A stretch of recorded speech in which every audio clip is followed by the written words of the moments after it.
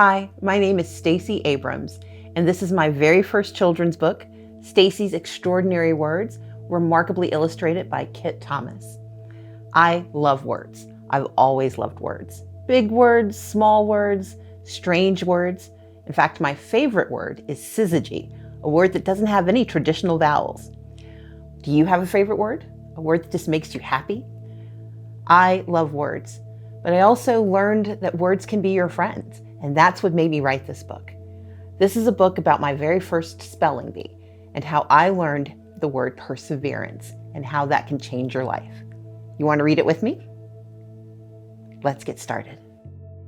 Stacey's Extraordinary Words by Stacey Abrams, illustrated by Kit Thomas. Stacey loved words. She loved to read and write and say them. She adored fun words, long words, unusual words, words with wonderful histories and weird combinations. Whenever Stacey learned a new word, it was like making a new friend. First, she would find the dictionary. Then she would look up where the word had come from and learn its secrets. Did any of its letters hide and stay quiet? Like the P in ptarmigan, a bird that lives in cold northern regions? Or were they strong like the I in bright? Next, she wrote the word in her special notebook of extraordinary words. She practiced how to arrange the letters just right, how to sound them out. That's because she loved spelling interesting words most of all. With her favorite words, she would try to remember their quirks. What made them special? When she saw a super long word like onomatopoeia, a funny word to describe the sound of other words, she had to jump and sway. Words like duckling made her grin. Persnickety tickled her tongue. Sometimes, Stacey thought that words understood her better than people did. When she sat by herself during recess, they never teased her about being quiet, or about being clumsy when she fell, or awkward when the joke in her head came out wrong. When she read books under the covers, words never told her to go to sleep. Words understood why she was grumpy or anxious. In fact, words helped her explain what she was feeling, if only to herself. One day, Stacey's teacher, Mrs. Blakesley, asked her to wait after class. She squirmed in her seat because she was afraid, petrified. Another way to say really afraid. Usually, the teacher only kept a student after class because of a blunder, a mistake. Mrs. Blakesley called Stacey to her desk, and she returned her spelling test. A big red 100 sat at the top of the page. The teacher asked her, "Do you know what a spelling bee is?" "A really smart insect?" Stacey joked. The teacher smiled. A spelling bee is a contest where students compete to spell as many words correctly as they can. I would like for you to participate. Stacey couldn't believe it. Who else will be there? I'm nominating you and Jake. The spelling bee is next week. Stacey's excitement suddenly evaporated. Jake was not her friend. He was a bully who knew words too. Just yesterday, he had used a complicated word that made Suki cry. Last week, she heard him say something cruel to Zivko about his accent. Stacey thought it was stupendous that Zivko knew words in 2 different languages. Stacey knew as many words as Jake did.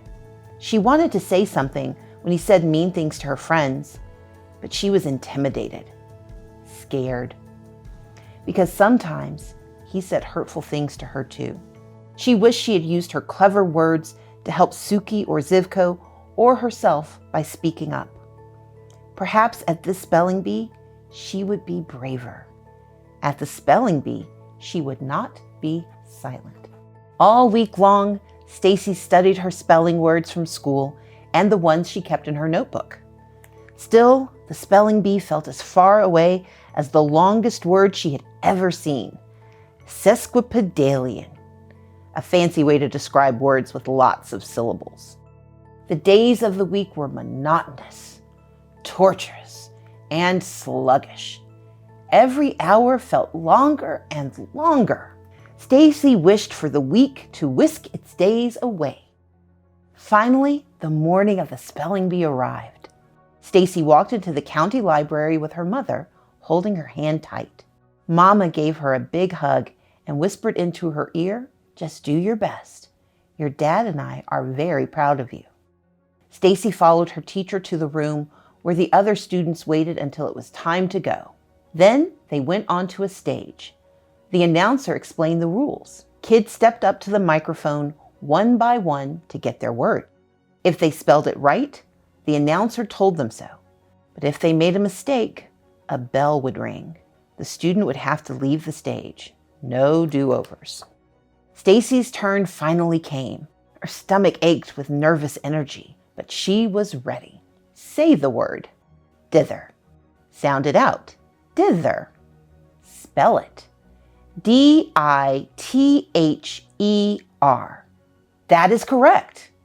The announcer called on the next student and the next. Promptly, enormous, shudder. Transportation, craggy. Reception, village. Finally, only 3 contestants remained. Stacey and Jake and a girl from another school. The girl went up to spell her word. Ding! She had spelled chocolate without the second O. "We are down to our final 2 contestants," the announcer told the audience. Jake took a long time to spell accept. Stacey got squeezed, but she remembered the lost letters she adored, like Q and Z. Jake tackled clambering. Stacey conquered disengage. Then Jake defeated geometry. Stacey returned to the podium, ready to do battle with her next word. She repeated it. She pronounced it. She spelled it. INSTANTANIOUS.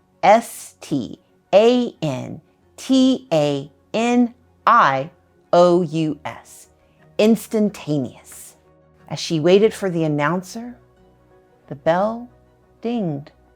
"I'm sorry, that is incorrect. The proper spelling is..." Stacey couldn't hear the rest of what he said. Tears filled her eyes, but she stayed on stage like a good sport as Jake got his trophy and she received her 2nd place ribbon. Everyone congratulated Jake, and so did she.